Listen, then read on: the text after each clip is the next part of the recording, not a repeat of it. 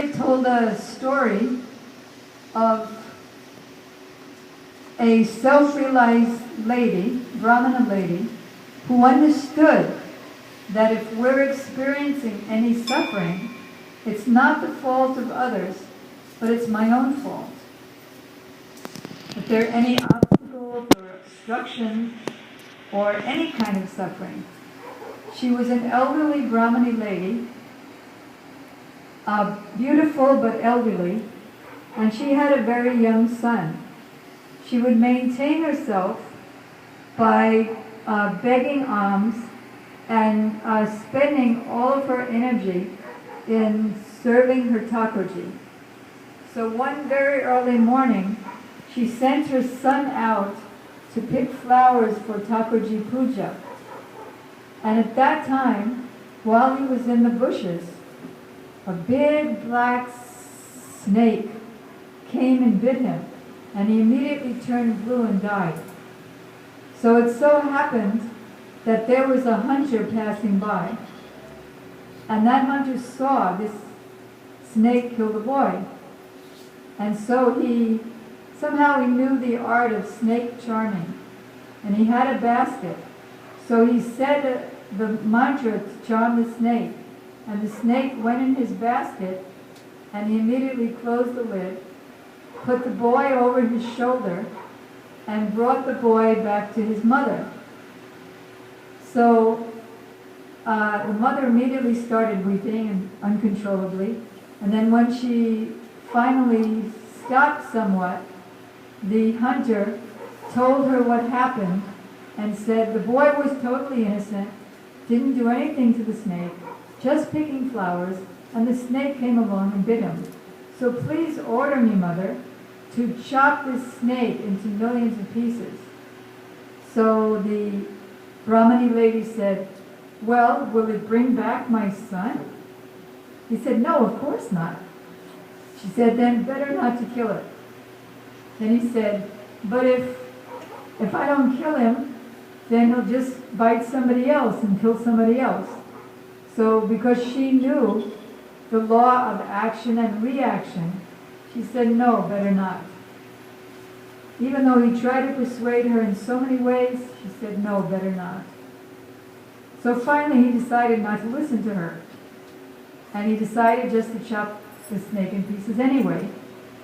So he was about to do that when all of a sudden the snake started speaking. And the snake said, don't blame me. I've been living in this bushes for years, and I've never bitten anybody. It was Kal. It was time. Time came and killed that boy. So then Kal, or time personified, immediately appeared on the scene. And he said, it wasn't me, and it wasn't the snake. Rather, the time had come when this boy's past fruitive, sinful action, the results now fructified, and this became the exact time that he was forced to taste the fruit of his own activities from his past life. In his past life, he was a boy, and the snake was a boy, and he killed that boy.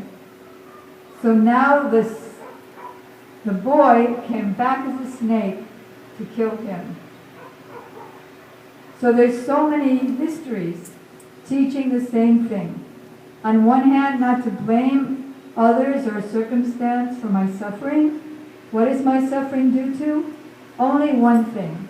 As we quoted last night, Paya Vitya Vinibeshitasya Isharapetasya Viparjayo Smriti Tanmayayatam Buddhirabhajetam Bhakyaikajesam Gurudevatatma. All sense of fear and anxiety is due to considering or misconceiving that there's any other existence besides Krishna, having a set conception of duality, which also turns into the duality of I am this body, and everything in relation to this body is mine. This has been a time immemorial problem. He's been transmigrating, and when he's collected enough pious activities over millions and millions of births, then Guru Krishna Prasade Pai Bhakti Lata Bij, Krishna manifests as Sri Guru. And he is as worshipable as the Supreme Lord, and he is our dearmost friend, and he is more intimate than our own Atma. Bhaktaika Jaisam Guru Deva Tatma. That Guru is more intimate than our own Atma.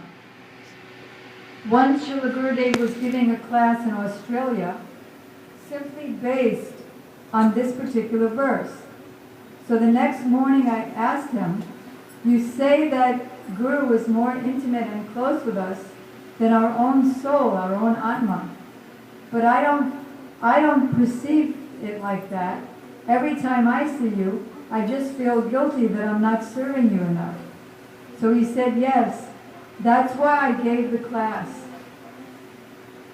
There's actually no separation between guru and disciple any more than there is separation between water and its wetness, or fire and its heat and light. So in December 29, 2010, Srila Gurudev pretended to leave, only to be present even more than before. One thing that originally attracted me to Srila Gurudev when I first met him in 1992 is because he's a fully self-realized soul and a personal friend of Srila Prabhupada, who's with Srila Prabhupada, experiencing and talking with Prabhupada all the time. He convinced me that Prabhupada didn't really leave in 1977, but he's watching us just like Krishna pretended to disappear from the rasa dance with all the gopis. But actually he was very near. He was hiding in a kunj just to watch in amazement how the gopis would weep in separation from him and search for him throughout the forest. So similarly, Srila Gurudev never really left. Once he said that somebody asked me, where is Srila Prabhupada Bhakti Siddhanta Saraswati Thakur now? I was never asked that question before, and I gave an answer that I never gave before. I said he's in every atom. Why? Because Krishna is in every atom. Andantarastam paramanu chayantarastam govindam adipurusham tamaham bhajami. Govinda is in every atom. Not alone though. Radha Govinda, just like you see, this is the Sri Sri Radha Govinda Mandir. Radha Govinda are in every atom with all of their associates. All the gopis, all the cowherd boys, all the peacocks, Govardhan, Jamuna, Mother Yasoda. In every atom is Goloka Vrindavan. And Gurudev was saying that Srila Bhakti Siddhanta Saraswati Thakur is serving them as a maidservant in every atom. So once, my god sister told me that Srila Gurudev said that he's in every atom. So I didn't believe that, so I asked him, and he answered indirectly by saying that when Parikshit Maharaj was cursed to die within 7 days by a snake bird bite, he immediately left his whole kingship and his kingdom and his royal clothing and went to sit on the bank of the Ganges.